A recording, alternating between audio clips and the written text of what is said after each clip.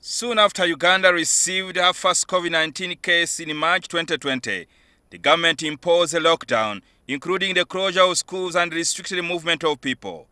Since then, the effects have been felt by millions of Ugandans, with some losing their jobs or businesses, others lost their primary income.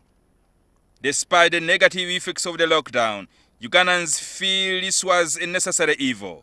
A survey has revealed that Ugandans overwhelmingly supported the lockdown and the closure of schools by 89% of all respondents sampled. That lockdown was very popular. About 9 in 10 Ugandans supported it. So they supported the lockdown imposed by government at the start of the pandemic.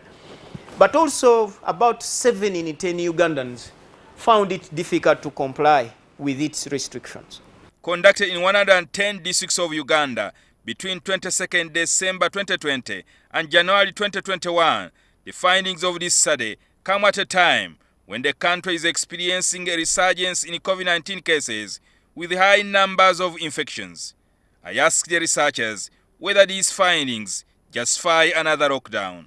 These results per se don't suggest, on their own, don't suggest a need for another lockdown. But what they provide is a perspective about how Ugandans took the first lockdown.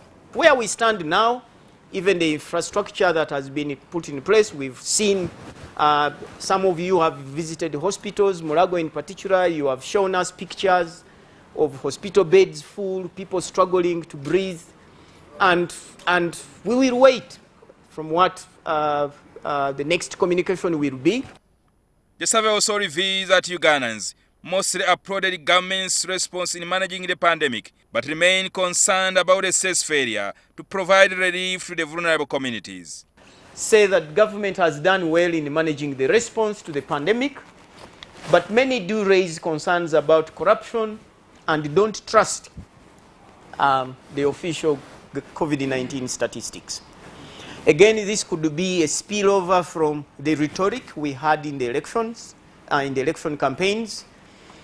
On the use of the vaccine, the Afro Barometer survey revealed that 7 out of the 10 Ugandans wanted to be vaccinated as long as government assures the public of its safety. Again, this was in December, so 7 in 10 Ugandans said they are likely to get vaccinated once the vaccine becomes available.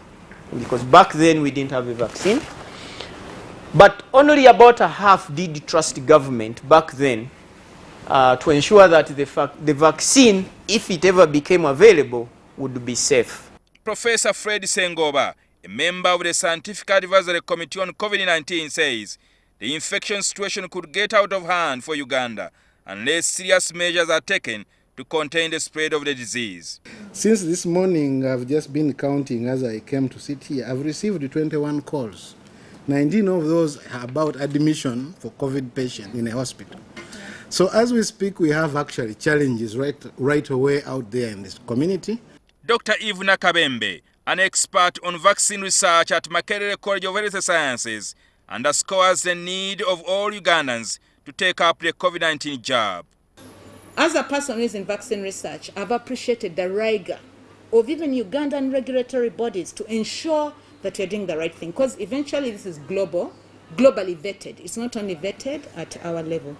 But if you've done 1 million tests, I've just computed that it will be around 269, nearly 270 billion. So the country has expertise, but the expertise of developing a vaccine is much more rigorous and thorough, more than you can think.